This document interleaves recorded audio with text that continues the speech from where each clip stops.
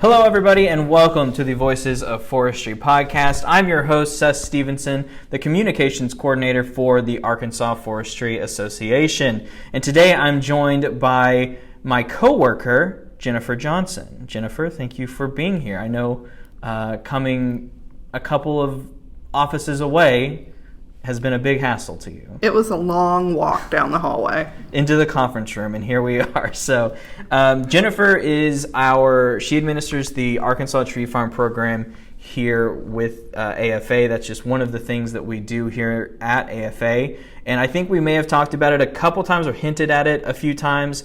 And I know we spoke to a tree farmer back in one of our earlier episodes who mentioned you and the program. So Jennifer, if you could just give me a quick overview of what exactly is the Arkansas Tree Farm program. Well, it is a certification program that is geared towards the private landowner that has between 10 and 10,000 acres. It started out as a recognition program that was developed under the American Forest Foundation with the name of the American Tree Farm System. About a decade ago, it switched from a recognition program to a certification program, and Arkansas, of course, went along with that. And there are standards in place that each landowner has to meet in order to be certified. And our program is unique because we have a fee structure that is involved with it.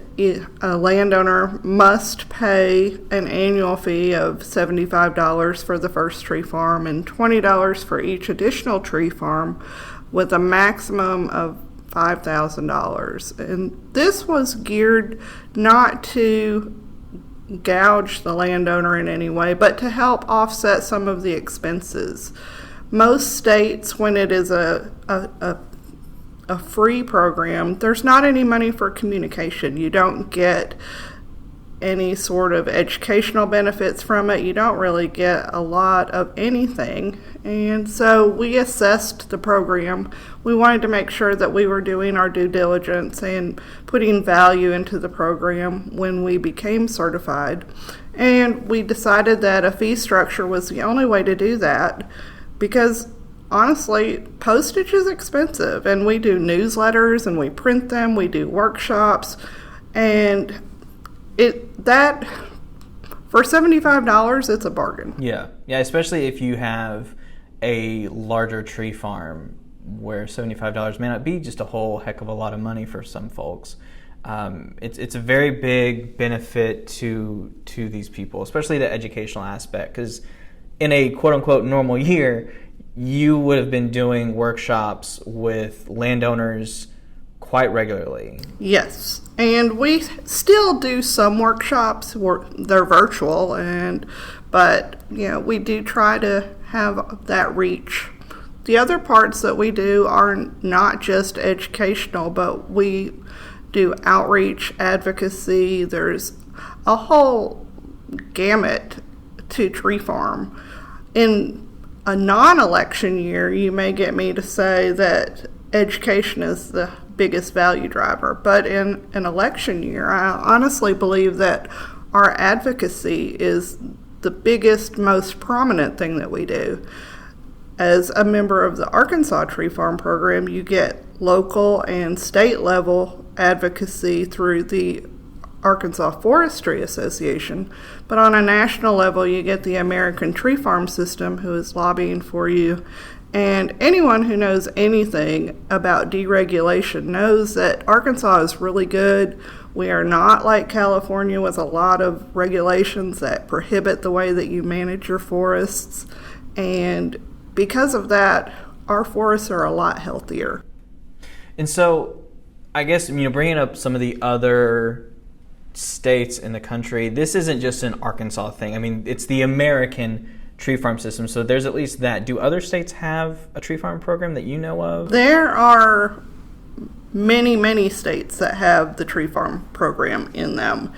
Right now, I think there are 30-something that are certified. There are some that are recognition only, and then there are some that have dropped out of the program altogether because they don't have a lot of trees, like Oklahoma.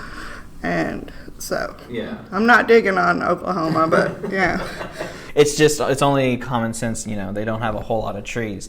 But so I guess another thing that we need to kind of discuss too is this, you keep bringing up certification, which I know is a big buzzword, if you will, especially here at AFA and with some of our landowners. Now, when you say that they are certified, what exactly does certification mean? Well, certification means that you are audited. I mean, the whole program is reviewed by auditors from PricewaterhouseCoopers, and Arkansas is part of the Southern Certificate, which includes a bunch of other southern states.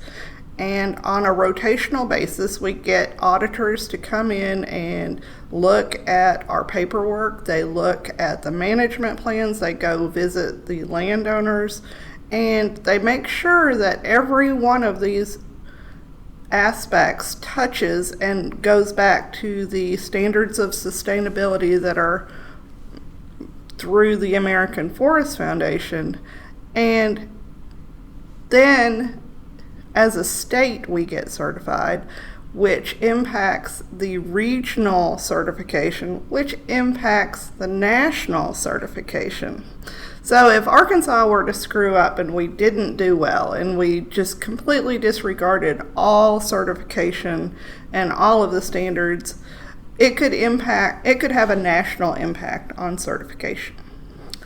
And what certification is that through this auditing process, they are verifying that our timberland is being grown in a sustainable manner.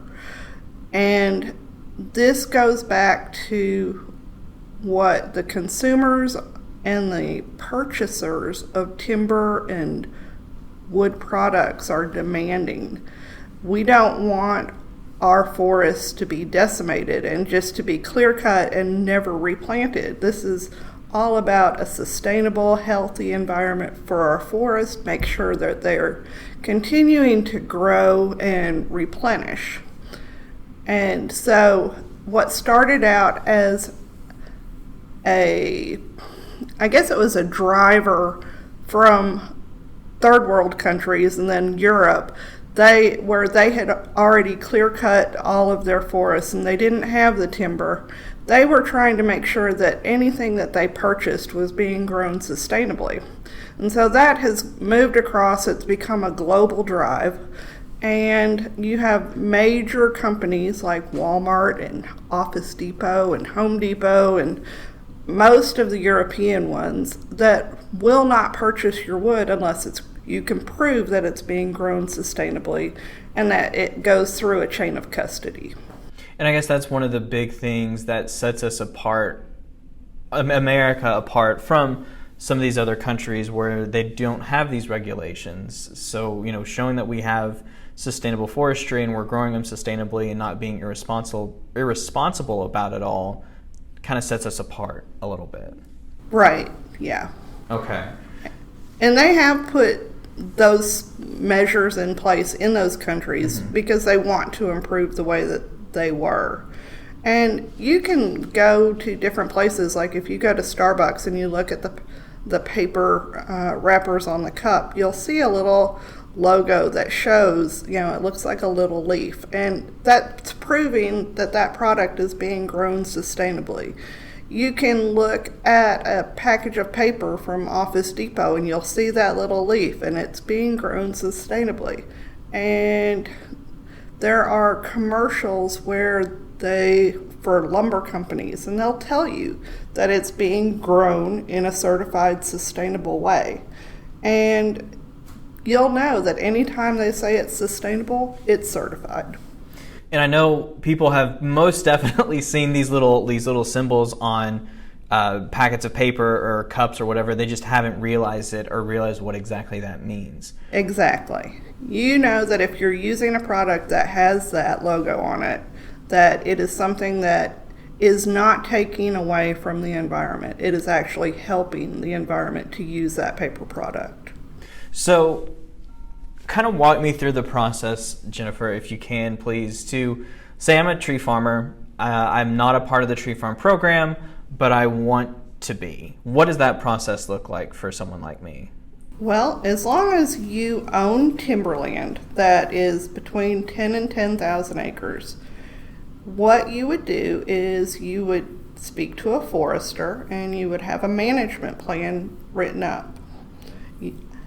That means that the management plan, the forester would talk to you as a landowner to develop your goals and what you actually want out of your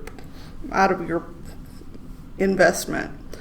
A lot of people buy timberland for the aesthetics. They do it for wildlife. They do it recreationally. You have a lot of people who just buy it for the timber because it is an investment. So depending upon your goals, that's how you develop your management plan.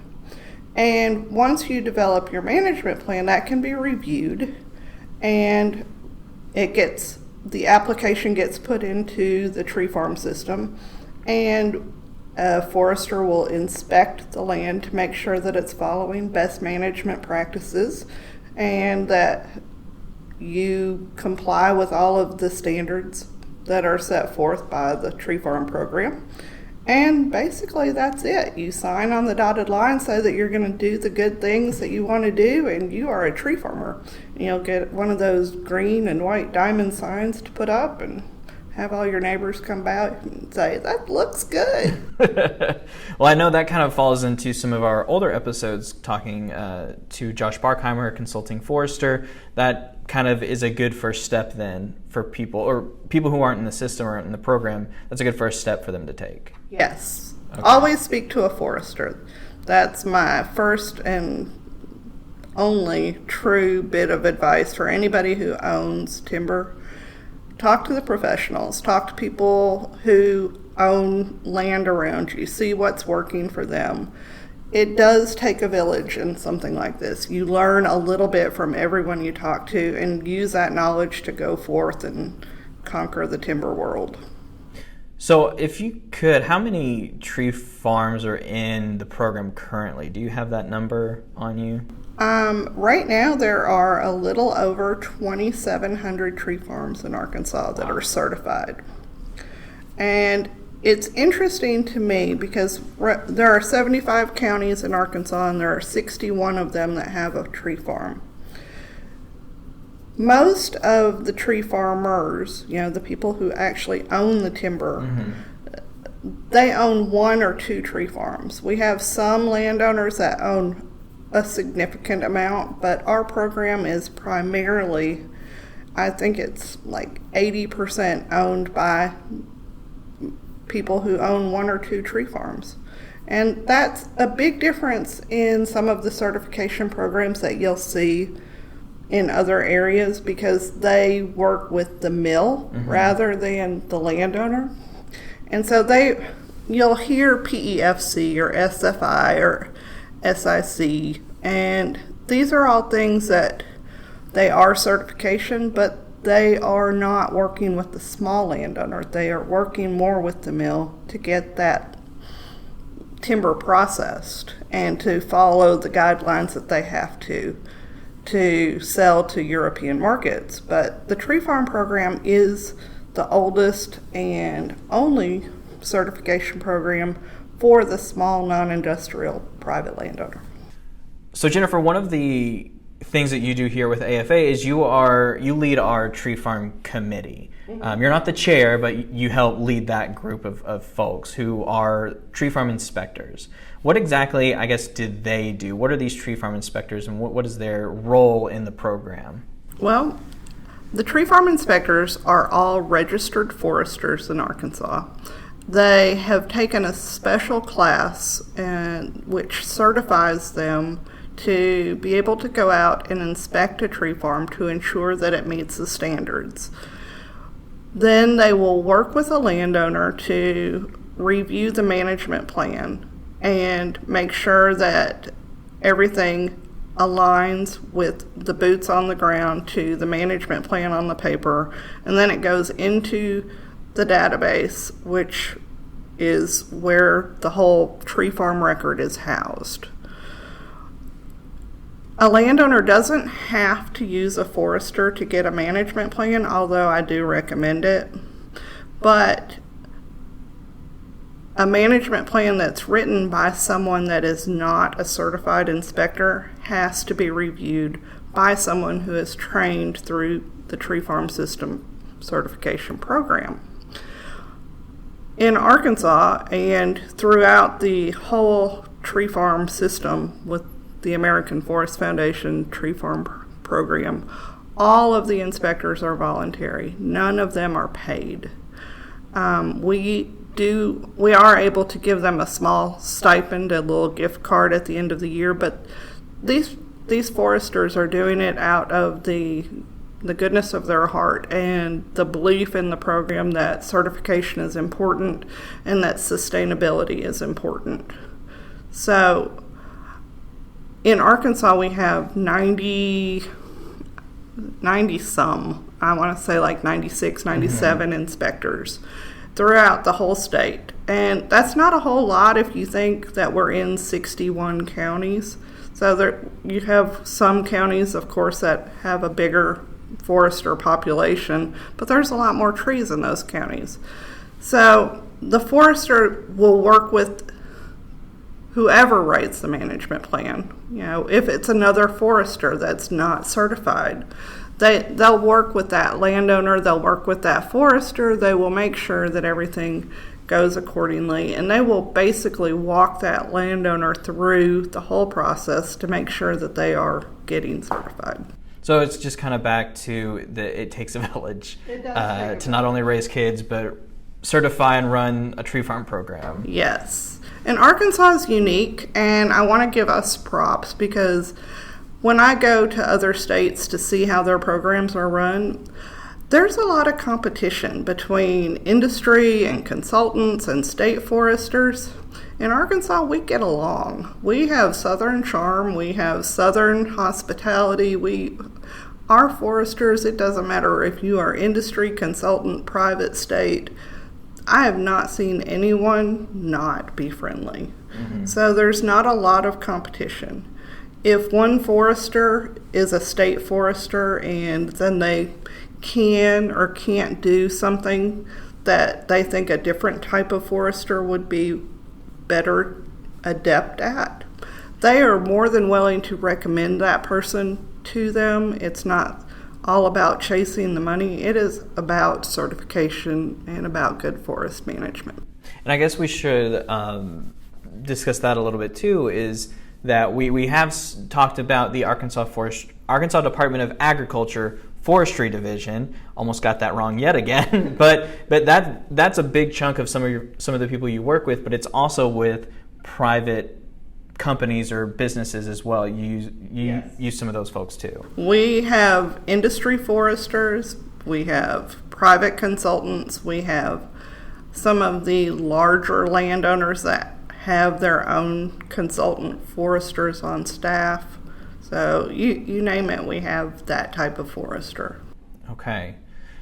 So I guess one of my big questions is, in your opinion, your very biased opinion, but what is some advice that you would give to somebody who's still maybe on the fence, who has a tree farm, who's thought about joining the program, but even $75 may seem like a little too steep for them?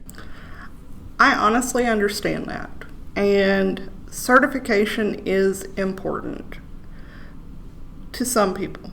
Some people, it's not. It really is a regional thing. If you are up in the northern part of Arkansas and you are not going to be harvesting timber at any regular level and you are nowhere near a mill and you won't get a premium, certification probably doesn't mean the same thing as it does to someone who's in the southern part of the state that is close to a mill, that they know that they have the acreage, they have the type of trees, and there's competition to sell your timber. If you are in an area that you are trying to sell your timber and there are quotas involved and there's competition. You may not get a premium, but you may actually get to sell your timber. And certification is a deciding factor in a lot of ways. Other people, it's not. I don't know that certification is the primary driver for tree farm. It's not in my mind. I think education and advocacy are the two top drivers for tree farm, because no matter where you go, you have to learn. You have to know how to grow it. You have to know what's working for other states. You have to know what's working for other people in your region, and it gives you a connection to the resource professionals that can help you. And with our networking events and workshops, you may not even know that you have a question until you hear someone else ask it.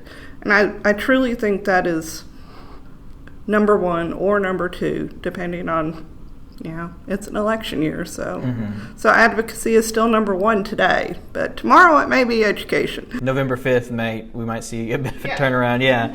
Well, no, that's interesting, because that's something that I hadn't thought about. I guess it depends on a case-by-case basis on how important certification at the very least is, or how important education is. Because the one thing that I've noticed too, especially with the tree farm program and the folks involved in that, is how closely knit everyone is, and how very easy it is to ask a question to one of the foresters or even just another tree farmer, like, hey, what did you do about this? And they're like, oh, here's an answer. Here's who you need to talk to. It is not proprietary information. It is friend on friend, neighbor on neighbor, helping each other to grow.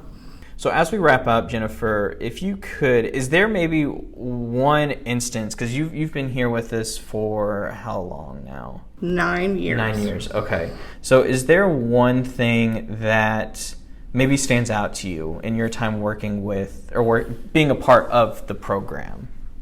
I have a favorite, and I'm not supposed to have a favorite, but I do.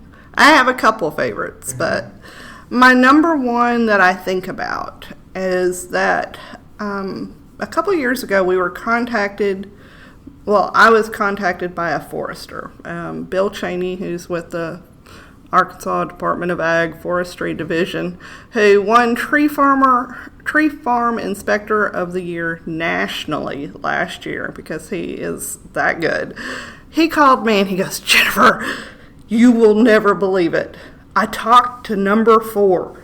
And I'm like, what are you talking about, Bill? And he was like, the 4th tree farm in Arkansas that was brought into the tree farm program. They want to become a tree farm again.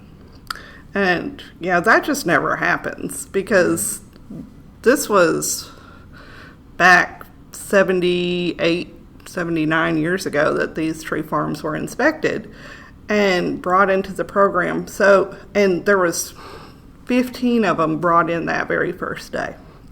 So the fact that we have number 4, and it was handed down from a grandmother to a father to these 2 daughters who knew that they had been on the tree farm. They knew that they, growing up, they always visited it. They have no idea what to do at the tree farm. And I'm not talking bad about them, but if you've never grown a tree, you don't really know how to grow a tree. But they knew enough that it meant enough that they wanted this legacy to go on. So they worked with they worked with other landowners in their area. They talked to them, and then they worked with their forester. They worked with the tree farm program, and they became Outstanding Tree Farm of the Year. That's a pretty big deal to go from not even knowing what certification was to being number 4. And so then this year we were contacted by number 1. They're not certified yet, but they will be. And so in a couple years when you ask me this again, and I can say that the very first tree farm that was ever certified is still certified. That means a lot. Yeah, and this is a good segue for yet another episode that we did, where we did talk to one of the daughters who owns the fourth oldest tree farm. You can check out that I believe that's episode 2, the oldest tree farm in Arkansas, and you can hear their story and kind of what the property meant to them and stuff like that. It's a very interesting story. They're very crazy characters in a very good way. Yes, we love them to death. Yeah. So, well, Jennifer, I guess, is there anything else that you wanna add, or anything else that we're missing before we kind of wrap things up here? Only if you are thinking about buying a tree farm, or buying timberland, or forest land, or just land, and you want to plant trees on it, don't hesitate. It is something that will bring you more joy than you can imagine. And if people want to find more information, they can do that on our website, right? Mm-hmm. Go to arcforest.org/tree farm, and all the information you want is there. Okay. All right. Well, Jennifer, thank you for joining me today. I appreciate you sitting down with me for, I believe, 20, 30 minutes. And thank you guys for listening yet again to another episode. If you have any questions, feel free to reach out to us. You can find a lot of information, like Jennifer said, on our website at arcforest.org. That's ARKFORESTS.org. And we also want to give a big thank you, as always, to some guy named Rob McCormick for the use of our theme song, The Same Love. That's off his album, The Folkster. You can find more of his music at Spotify or wherever you get your music. So join us next month with another, we'll have another guest and we'll have another topic. I believe that's getting us into the holiday time frame, the Christmas time frame. And we've got a very interesting episode for you guys for that one. So join us next month. Thank you again for listening to the Voices of Forestry.